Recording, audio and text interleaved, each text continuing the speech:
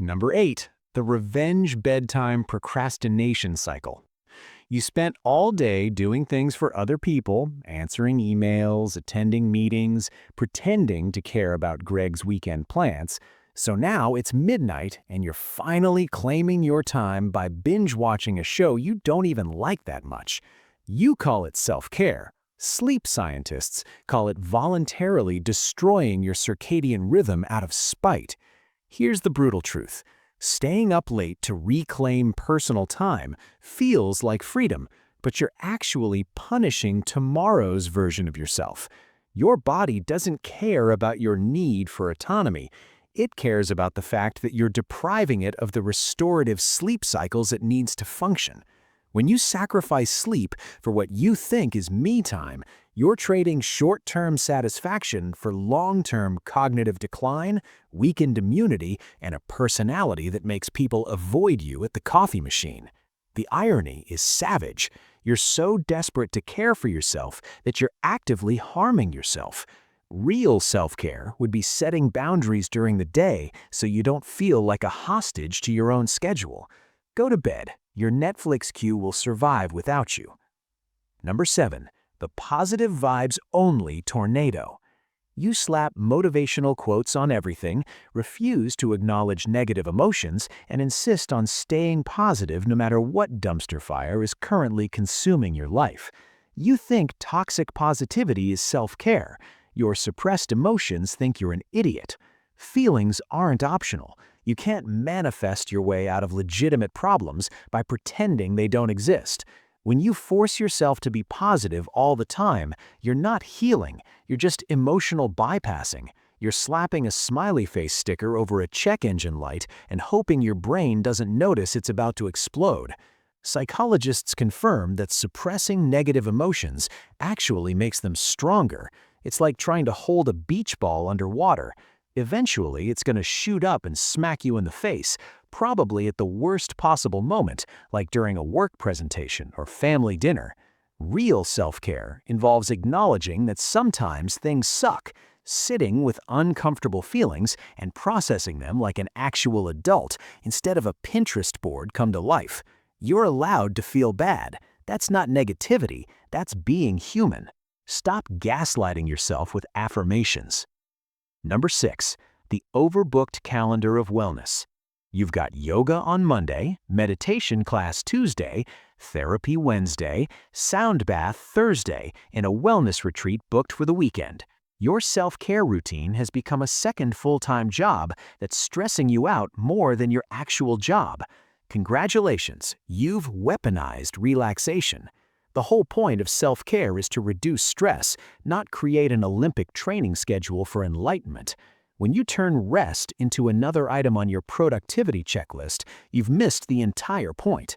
Your nervous system can't tell the difference between rushing to hot yoga and rushing to a deadline. Stress is stress, even when it's wrapped in organic cotton and smells like eucalyptus.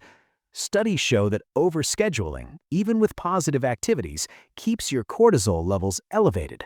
You're basically running on a hamster wheel made of wellness propaganda, convinced that if you just attend one more workshop on mindfulness, you'll finally achieve inner peace.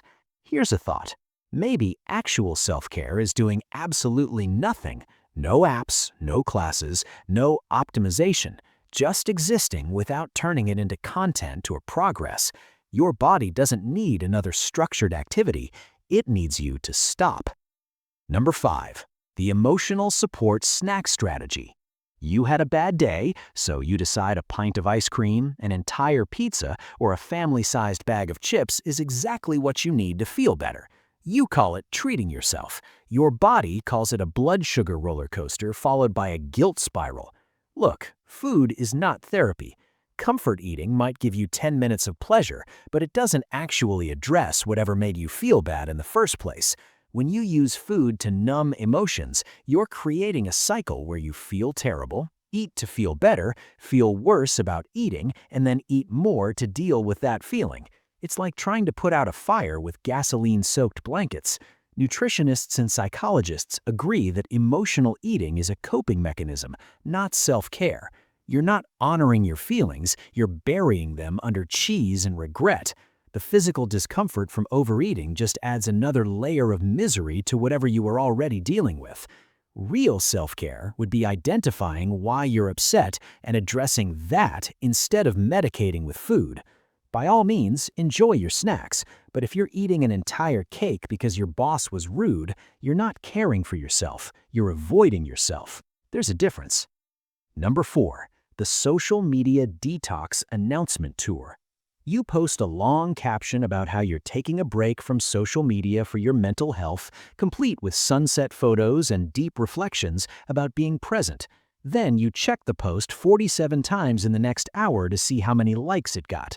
The performative irony is honestly impressive. If you need to announce your detox to thousands of people, you're not actually detoxing, you're just changing the content format. Real disconnection doesn't require an audience or a press release. It happens quietly when you realize your relationship to your phone is unhealthy and you actually step away without needing validation for it.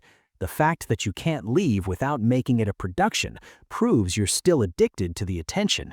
You're not practicing self-care, you're practicing self-promotion disguised as wellness. Delete the app without the manifesto. Your mental health journey doesn't need engagement metrics. Number 3. The Sunday Scaries Solution Session. Every Sunday evening, you spiral into existential dread about the week ahead, so you cope by planning elaborate routines you'll never follow. You make lists, buy organizational supplies, and convince yourself that this week will be different. It won't. This isn't self-care, it's procrastination with a productivity aesthetic. You're so anxious about the future that you spend your present moment obsessing over systems that make you feel in control of a life that fundamentally can't be controlled. The planning makes you feel better temporarily, but come Monday, you're back to the same patterns because you never actually addressed why Sundays fill you with dread. Maybe the problem isn't that you need a better routine. Maybe the problem is that you're living a life that requires you to spend your only free day preparing to survive the next 5 days. Real self-care might mean examining why you need so many coping mechanisms just to get through a normal week. If this video felt like a personal attack disguised as education, smash that like button because you know I'm right. Share this with someone whose self-care routine is actually self-destruction with better marketing, and subscribe to Freakonomia because apparently you need someone to tell you the truth. Until next time, stop performing wellness and start actually resting.